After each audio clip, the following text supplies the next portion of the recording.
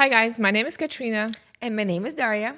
And we're back with our self-care season where we invite female experts to share their experience about female health. And today our guest is Dr. Celia Corbo. She's Toronto-based chiropractor and entrepreneur passionate about helping other entrepreneurs to take care of their health and thrive their business. Thank you so much, Celia, for coming today. Hi guys, I'm so happy to be here. Celia, can you please tell us briefly, like your story? How did you decide to blend chiropractic care and helping female entrepreneurs? Okay, it's a little bit of a long story. I'll try and keep it as short as I can, but I always wanted to be in healthcare growing up. I always wanted to be a doctor. And I didn't know what kind of doctor I wanted to be. And eventually my mom said, why don't you look into chiropractic? And I'm like, okay. But it was another 4 years after an already completed 5-year undergraduate program. I said, it's okay. I'll still go into it. The time will go by regardless. And I did my program. I graduated in 2020 and I immediately started my own business. And when you're running your own business, it's very different when you're in it compared to when you're in school thinking about it. Because as a student, you just go home, you study, you go to school and repeat. But when you're running your own business, it's not necessarily the same. There's going to work, managing all of the emails, the clients, the marketing, the sales, making sure you have a roof over your head to work, plus then also being a doctor and helping people. So I quickly realized that I wasn't really geared in an appropriate way to have my own business because I never really knew what to do. It was all just trial and error. And I was really burning out. I was really thinking, oh my God, is this going to be the rest of my life? And needless to say, after some time, I absolutely love being a chiropractor, but I've grown to love being a businesswoman and an entrepreneur as well. But I really wanted to make a community of entrepreneurship within the healthcare field. Because a lot of the times, again, you want to open up your own practice, but you're alone. There's no one there. You have to hire the team. You have to bring people on to support you. And that's a very difficult task. So for the majority of my career, I've been alone and that community was really lacking. So now I want to help other female entrepreneurs grow community, but also prioritize their health because there were times since starting my career that I just felt like, oh my gosh, I can't keep doing this anymore to myself. Like I can't keep eating unhealthy. I can't keep putting my body through this physical turmoil. My mind wasn't in a good mental space. And I know it's not just me. So that's how I got into helping people with chiropractic, but then also wanting to shift towards helping female entrepreneurs with their business and their health. Yeah, you know what? I think it happened to me several times at least. And the last one was like this August. But this time I caught it because before that, like you said, you skip meals, like you're eating unhealthy, you don't sleep enough, and you just keep working. And because I'm self-employed, I thought that the more I do, the more like fulfilled I would feel. Yeah. And like, but it didn't work out like that. And so I think my health actually like, it was really struggling at that moment. And then last time in August, I was trying to catch up with social life, work, my baby, going out and like doing meal prep and like working out at the gym. And at some point I was like, I cannot do this anymore. So I canceled everything. Like I didn't get to the point when, you know, I've heard that you cannot even get up from the bed, but still I was so exhausted that I was like, I don't care if I paid for anything. I just canceled all my appointments. I took 2 weeks off. Thanks God I could do this. And like I paused and I didn't go anywhere. And then people were asking me like, did you travel? Did you go anywhere? And I'm like, no, I Like, just I wish. Yeah, I just in bed. Exactly. I was just home. I took some walks with my baby, like to the playground, and that's it. And honestly, I needed that time to recharge and to bring this back. So I'm wondering like, because I keep doing this to myself, you know, I'm wondering like, is there any tip or any advice to women like not to to fall into this trap again? Yeah. What a great question, because that's actually something that as much as I'm here to advocate to help female entrepreneurs, I think something was going on in August because the same thing happened to me. In the last 2 weeks of August, I was like, I need a break. Like, I'm going to fry out. And I actually am so lucky. My husband, he is the one that is like, just stop and just rest. And what I learned was that rest does not equal being lazy.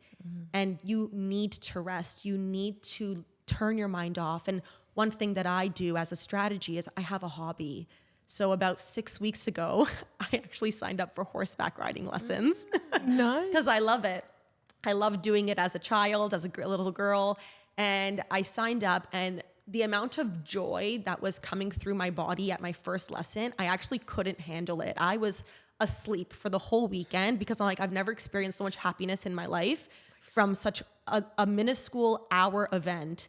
But that's one system that I usually recommend as a strategy is get a hobby. And I know it sounds so silly because, we're self-employed. The longer that we work, the more productive we will be, the more success we will have. But we can't go 24/7 with this mentality because we are going to dump so much cortisol, which is a stress hormone, into our body, and it's going to stress out your adrenal glands, which is the area that produces this hormone, and you will eventually just hit a point of burnout. Yeah. And that's what happens to a lot of us. So getting a hobby is like number one. I know it might be a little difficult to structure that in your work day or in your week because if you are so overloaded, but I recommend even doing something really small. Even just doing like a little bit of joy, like an action-filled joy piece in your day, if it is spending time with your baby or if it's going to the park with them or just visiting family friends or going horseback riding, whatever it is, try and prioritize it and then make small changes so that it can accommodate without feeling like more stress or more of a burden. Yeah. Yeah. Celia, so what you mentioned before, I feel like it also, a lot of us can relate to that. Like running, like when you feel like everything depends on you, even if you're not like a self-employed, if you're not even a business owner, but you're just a regular like corporate girl, you still feel like you have so much to do, you have so much pressure. And I feel like I'm not sure why, but women has more pressure on them to be perfect in everything. I'll tell you why in a sec. It's like how guys get to work. I wash my face, I'm ready. How we get to work? Do we even get to this podcast? When my husband asked me how much time do you need to get ready, I was like, at least 2 hours. Yeah. And I didn't eat breakfast today. Yeah. You know what I'm saying? Yeah. So like there's so much things I have to do even before. And I feel like also a lot of women, when we are young, we have more energy, and we also feel like the whole life is in front of us, and it's so easy to put a lot of stuff like on us. And I feel like this is why younger women like burn out like faster, and more, because we feel like, oh, we have so much energy, we have like the whole life in front of us. But when you like age and start feeling, you start to feel it, physical changes, you're like, okay, maybe I need more time to sleep. Maybe I'm not gonna go out on Friday night. The other thing, you were discussing the hobbies. So what usually happens to women, we would find a hobby. Like we had a burnout. We had rested, and they were like, okay, I have a hobby. I'm going to meditate every day. And then you do it like maybe 30 minutes a day, and then, okay, maybe 15 minutes a day, and maybe every other day. And then you feel like, no, I cannot fit it in my schedule anymore. And it's like, it's a vicious circle. So you probably find something that brings you joy, but in the end, you feel like I don't have time for joy in my life anymore. So I think the problem is not only like getting the hobby, but also how to keep it. What do I say to myself? What kind of affirmation that I was like, no, I have to do this to feel joy in my life. I have to eat. I have to sleep. All of these things. Okay. Oh man. Okay. We're going to have a long answer here. We're going to touch on all of those things. Okay. So number one, just because of relating to what I was talking about with Kat, when it comes to getting a hobby, you even said it, I'm going to do it every day. I'm going to meditate every day. This is the problem. Everyone is so obsessed with making sure that they do it every single day. And then you're like, but I can't fit it in my schedule anymore. And as soon as we have one day where we're off the wagon or it doesn't accommodate, we feel like we've given up, and we're so hard on ourselves about that. So that's why when it comes to a hobby, or whenever it comes to introducing something new, going to the gym, starting a diet, whatever, start small. That's something that we tend to take as we do it for granted almost. We think, oh, I'm going to do this new thing and it's going to go and it's going to be the best thing ever. Now, I'm also an extremist. So I am that person where I will do something every day and then fail at it because I've burnt out. So with meditation as an example, because this is something really easy we can do at home, just start with one day, 5 minutes. And every Monday morning, that's your new routine. Who cares about Tuesday to Sunday? Because that doesn't matter. Just start with Monday. Then once you've gotten the hang of Monday and it feels like, okay, no problem, I can fit this, add in Tuesday and slowly add the hobby in. So again, going back to my example, which I know is kind of an extreme example of going horseback riding because it's literally like a 4-hour event. But Fridays are my day off. But I know that Friday is my day to do that. It's not like I do it Monday, Wednesday, and Friday, and I feel stressed. So if you just start really, really small and then implementing something new to your schedule, that will actually stress your brain out a lot less. Because doing something every day, your brain is going to eventually get overloaded. Now, it actually takes 3 weeks for your body and your brain to develop a habit. We call this neuroplasticity. And it's basically the formation or the reorganization, you could say, of nerve cells in the body. Because we also have something called neurogenesis, which is the formation of new nerve cells. So in order to have neurogenesis and neuroplasticity, we need to go under the same routine or build the same habit over and over and over again. So if Mondays are the day, then your brain will know, okay, Monday, it's the day to meditate. Don't worry about all the other days. So that's my first thing about that. Start small. The second thing, when it comes to the corporate girlies as well, as entrepreneurs, for sure, we have a lot more on our plate because we are running a business. We are starting things from the ground up and we are everything. But that doesn't discredit someone working corporate. I know my sister, she is a lawyer. She works corporate. She's not the CEO, but she has a very full and very heavy schedule. And she works overtime and she's also stressed out. So again, even for them, find a hobby, do something that brings joy. And the reason why I'm really emphasizing joy is because this is a right side of the brain emotion. Your brain is divided into two sides, the right side and the left side.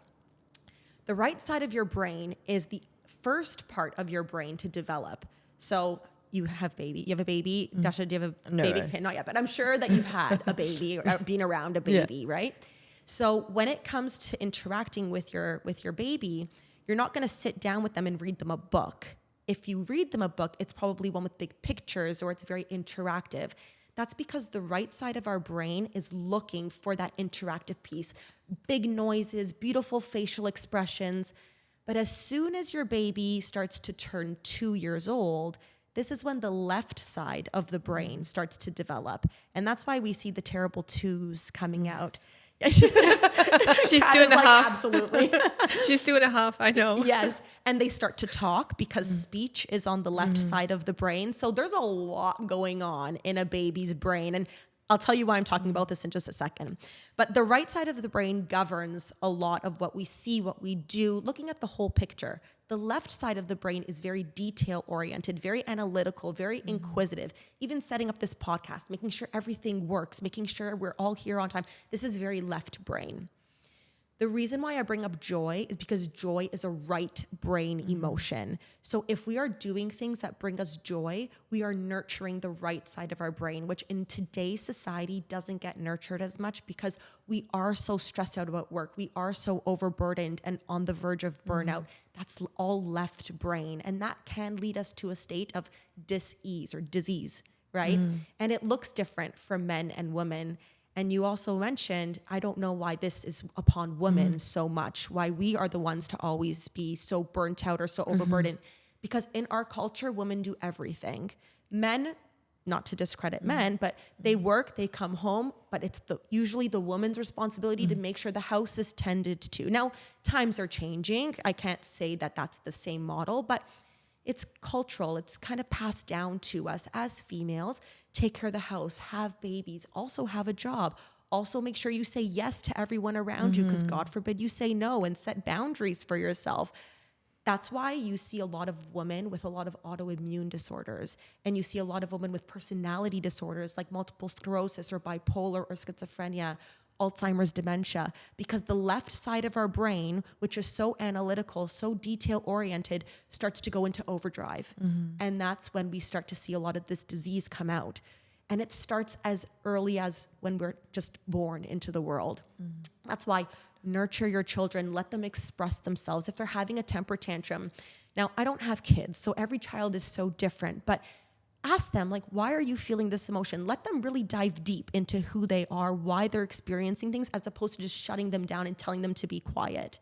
As parents, it's difficult. I'm sure we get frustrated. It's like, when you're auntie, it's so easy. I know, when you're just like the fun aunt or like the friend, it's like, okay, I'm going to leave now. Bye. But when you're the parent and you have to deal with it all the time, again, if you guys don't work it out together, that child won't know any different either. And then they're going to grow up being snappy and left brain as well. So it starts at such a young age. And we see a lot of this Alzheimer dementia, all these states of dis-ease actually starting as early as 30 years old. Oh my God. And then it becomes symptomatic, it becomes present when we are in our 60s, 70s, or 80s, because it's accumulated so much over the years that now we're seeing symptoms.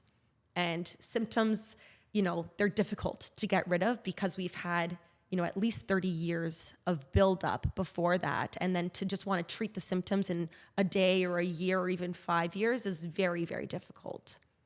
You know what I found interesting what you're saying is I feel like in like our today's society, the one we live right now, so it's probably run by our generation or the generation prior. We were born like and raised in this mentality of the left brain. Yes. But what I see with Gen Z that we, look onto, they're so like free, they're so like endorphin seeking, they're so joyful, and you're like, no, you have to be serious, you have to like, but this is like, like as you mentioned, that the left brain tells us, because this is how we were brought up. We were brought up by that generation who was brought up by the previous generation. And I feel like the millennials, like having kids right now, they're like, no, you baby, you do you be happy. And then they grow up, and then there's like 13 years old, like, and that's my niece, like telling me and my sister, who is like, she's 40, like, shut up, like, oh, be quiet, like she's so like she's bossy, and we're like, yes, of course, got it. I'm gonna play around you.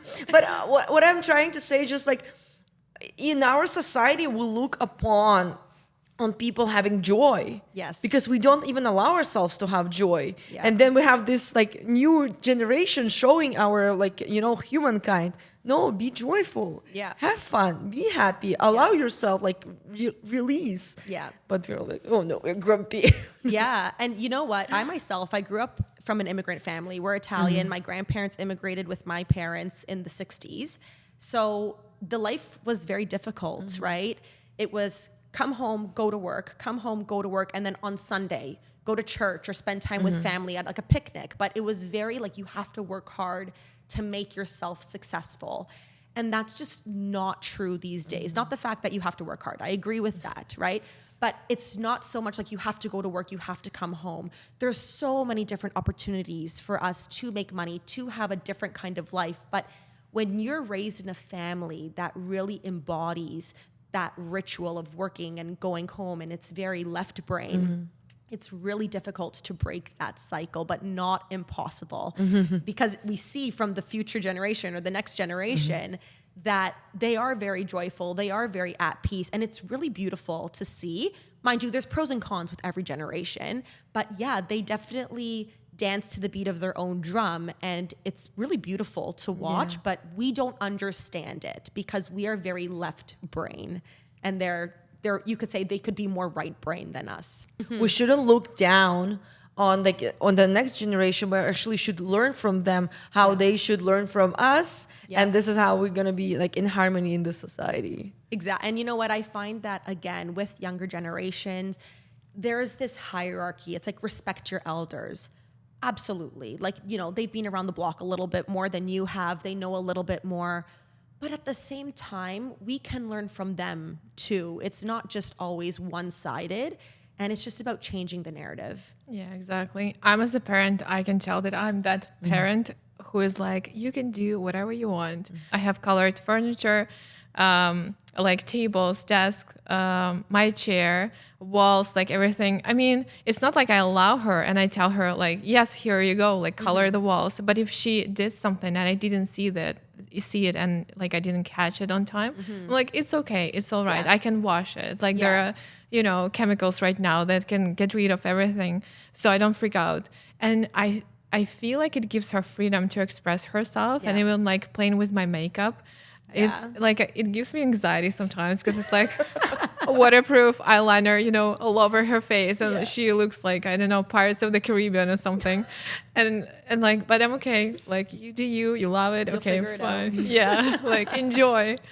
And I also wanted to mention Daria said about the guilt of taking the time or doing something. Yeah. I had the guilt when I started to work out, and I decided, you know what, I'm self-employed, but I can allow myself to take 1 hour a day to go to work out, and it's gonna happen like only twice a week. Yeah. And you know, it started really good, but then at some point, like the guilt and the anxiety build up, it was so hard on me that I had to quit in August, because every time like I can see my phone is ringing and I cannot like turn it off, right? But I try to put it away, but still, like I see the phone calls, I see the emails coming up, and I'm like, oh my God, something is happening. And like I cannot concentrate and actually enjoy the workout. Yeah. Or so it wasn't productive at all. Yeah. Like I didn't feel that I was getting joy out of it. It was just stressing me out even more than if I had like stayed home and worked like at the desk. So right now I found the time in the morning, 7 a.m. Beautiful. So yeah, this is the time when I still manage to wake up. So it's not too early for me. My baby is still asleep. Yeah. So that's taken care of. And I can go down and I don't have to work, right? So I have this 7 to 8 that no one like calls me, emails me or something. So this is like the perfect time right now. And I figured, like you mentioned, start small. So I started twice a week, but next week I'm actually starting 3 times a week. Amazing. See, Yeah. there you go. Yeah. So it's working. Yeah. And I really love that you created this adjustment in your schedule where you said, you know what, during the day, it's just not going to work. I could say, well, set boundaries, right? Because that's huge.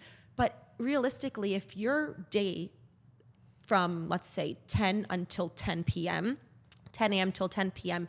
is really occupied with emails, and you have to take a break and go to the gym, and you know you're going to run behind or it's going to stress you out, then avoid the situation. Do Yeah. it a little bit earlier, or do something else, or, you know, modify the schedule so you can try and limit the stressors as much as possible. I mean, you already have enough on our plates, right? Why are we going to do something that puts us in a more compromising position that you just eventually say, you know what, screw it, I'm not going to the gym at all. Yeah. Right? I just gave up. Yeah. Yeah. But there are actually 3 pillars to stress, and they're actually my 3 pillars of health. It's the physical, it's the chemical, and it's the emotional. And if you will, imagine it like a triangle. Physical is at the bottom, chemicals in the middle, and then emotional is at the top. As humans, we're designed to move. So to sit down at your computer all day and answer emails and just be on your screen for 12 hours a day is so against our natural design. We have to move, even if it's just for 30 minutes every day or at the end of your day, because that's the way we are designed. We're designed upright to stand on 2 feet and walk, essentially. Movement, if we don't do that, then over the course of sitting down at your desk, you will start to feel more body pain. You will start to shut down what's called the prefrontal cortex, which is the front of our brain, which is basically like your human center. This is where personality, decision-making, motor movement, speech, judgment, that's where all of that resides. And it starts to turn down in volume the longer we stay sedentary. So movement is number 1. The second pillar, chemical. This is like, what are you supplementing with? What are you putting into your body for pollutants? Like, are you a smoker? Are you on any medications? But what's your diet like as well? And I know I'm kind of guilty of sometimes just ordering takeout or skipping a meal, but that's going to fuel your body just like gas fuels a car to move. And if we're fueling with the incorrect fuel, then we're going to stress our bodies out because we're not giving it the nutrients that it needs. And then finally, emotional. How is your breath work? How is your meditation? How is your journaling? But how is your relationship with yourself? right? Do you absolutely love yourself so much that you can give yourself a break?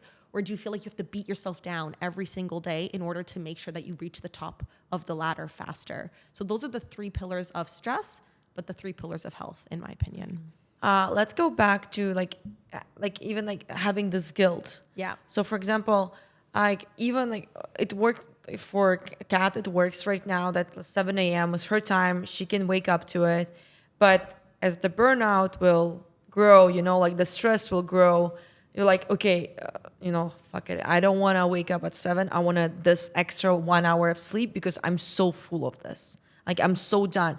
Like my question is, what would be the advice like for any of us? It's like when you start feeling this, like, oh, like I'm so stressed. There's so many things going on into my life, and this one hobby that actually brings you joy, you start to cutting on it because you feel like the joy is not part of my schedule. My part of the schedule is work and stress.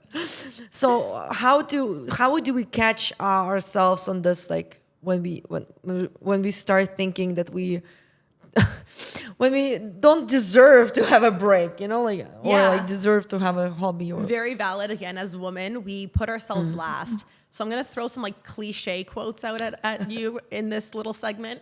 So the first one is, you can't pour from an empty cup. If your cup is empty, do not expect yourself to give a good amount of energy to anyone around you, including your business.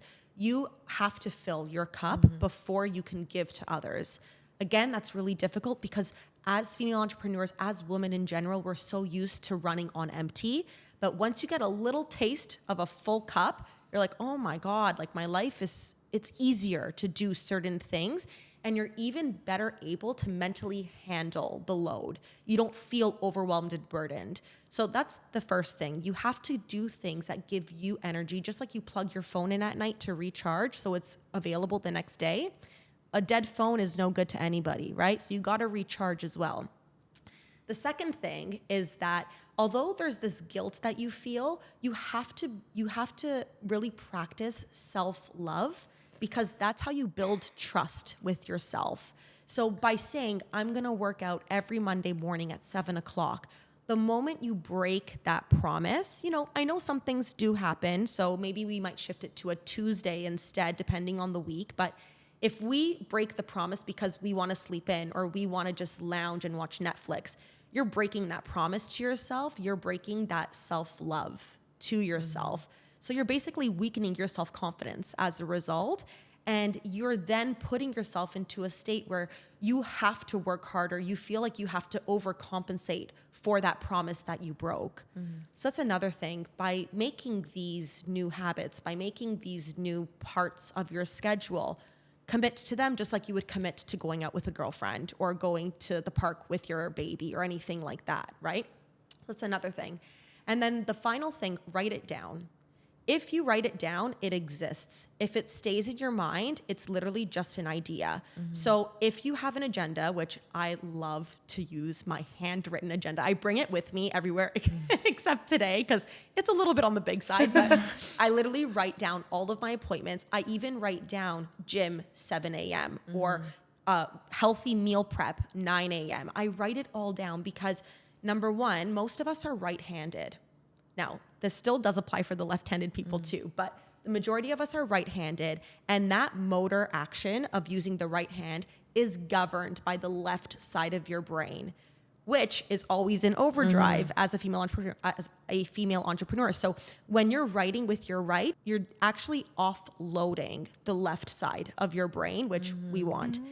Number two, vision is our strongest sense as humans. So when you see something, you're more likely to act on it as opposed to just replaying it in your mind.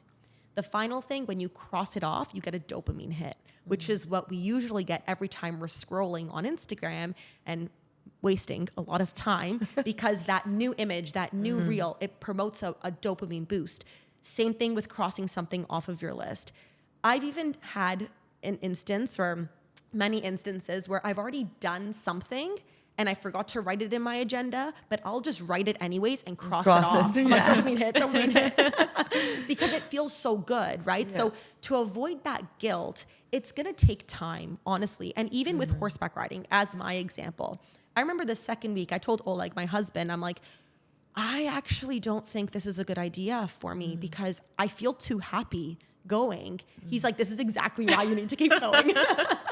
And now there's like this sense of contentment that comes with the Fridays that I go horseback riding, because I literally had to reprogram my brain that this happy feeling is actually very safe and it's actually very healthy. Like it's just astonishing that we have to get used to the feeling of joy and we have to program ourselves that this is safe for us to enjoy like your day off. Yeah. Like this sounds very like weird to me, but, I know. but that's the reality, and I would agree with that. And also I love that you plan everything, and that was actually my question. Do you also plan like your social life? Do you also include like going out with like your friends or dinners or like, and how often do you take time to input like anything in your calendar? Is it like on a weekly basis, or it's like in the morning you wake up and you like plan your day? Like how does it work for you? Okay, I'll answer that part and then I'll go into the social part next. So that usually on Sunday night or Sunday, that's like my like non-negotiable off day. Like I cannot work on a Sunday and I also can't work on a Friday. My brain just refuses to be on. But what I'll do is I'll plan my week out in advance. So even if I am going to the clinic, in my Tuesday section, I put clinic 11 to 7. I already know that it exists, but just again, seeing it confirms. And then all the other events that I have that week, I write it out on Sunday. Emergencies do happen, but again, it's going to be less stressful when the emergency happens and you can quickly go to something and see, okay, what do I need to cancel? What do I need to change? Because I can see it, I can make that change. Yeah. If it stays in our mind, your brain is actually conditioned to be in a negative place. So it's a very primitive part of our brain. It's called the limbic system. And this negative area is like one of the first areas to develop. So we will constantly think of something like, oh my God, I have a podcast today. I have a podcast today. I will forget everything else. And then that will put me into a more negative state because, oh my God, what else do I have to do today? Did I already get it done? Did I not? So that's why, to prevent those stories from coming up, just write it down because it's there. Oh yeah, I have the podcast today. Okay, great. Let's move on, do something different. Yeah. So there's that. So I write everything down for that reason. Now, when it comes to socializing, I'm going to get into the difference between the male and the female brain right now, because I feel like this can answer a lot of questions. As females, we need to socialize. This is how we keep the right side of our brain healthy. Men need to move.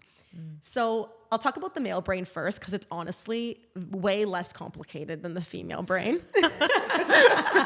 He's like, yes. So the way that the signaling in the brain happens in a male brain specifically, and I'm speaking biological male, not gender male. The signaling happens very intra-hemisphere. So the left side of the brain will communicate with the left side of the brain predominantly. The right side will communicate within the right side. This is why when you ask your man, what are you thinking about? And he says nothing. There's literally a part of their brain that can think of nothing. It's incredible. We will never understand that. But they can literally think of nothing. Do you ever wonder why or how men can go onto a boat and fish for hours? I'd rather jump into the lake and like catch the fish at that point. I could not sit there. But it's because they can literally shut their brains off and they can sit there and do nothing. Or this is another perfect example. Like this morning, I said to Oleg, I'm getting ready, doing my hair, my routine. And I'm like, can you go check to see if the clothes in the dryer are done drying? He literally goes to check, comes back, goes back on the bed and starts petting our dog. And I'm like, well, are they dry? He's like, yeah. I'm like, well, why couldn't you take them out? It's like they can only think of one thing at a time. It's not to put them down. It's just because that's the way their brain works. Now, don't get me wrong. Men are very, very amazing at being great providers, at being very smart when it comes to business or, just being that provider of the family. But when it comes to a woman's brain, our brain, if you were to imagine a ball of yarn just tangled, That's the way our brain is. It's not right side, left side, left side. It's right, left, right, left. That's why we cannot think of nothing. And if we are thinking of nothing, we're like, did I get all my groceries? Yes. Did I make sure I did do the laundry on time? Did I meal prep? Did I make sure my kid was at school on time? Or like humming a tune in our head even.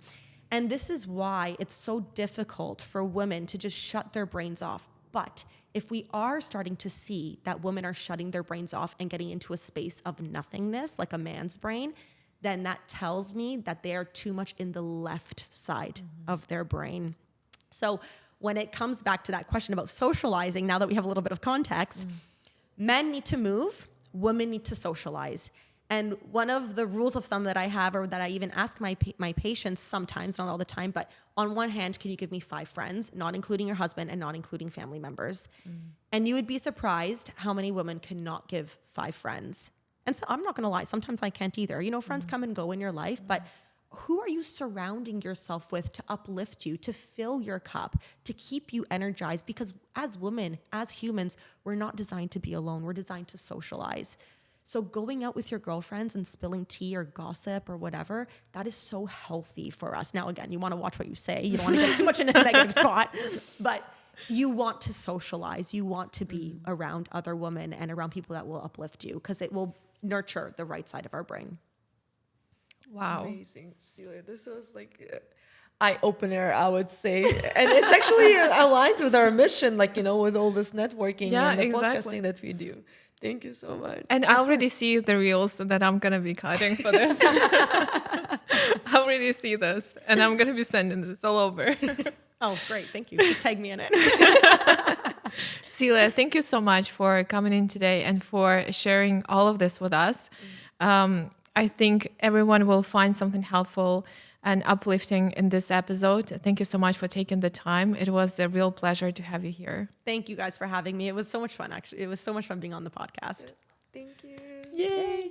Did you like it? How did you guys find it? I love it. I wanted to maybe talk 30 more minutes. I have more questions. You can even ask me, even though we're not airing. It's fine. Okay.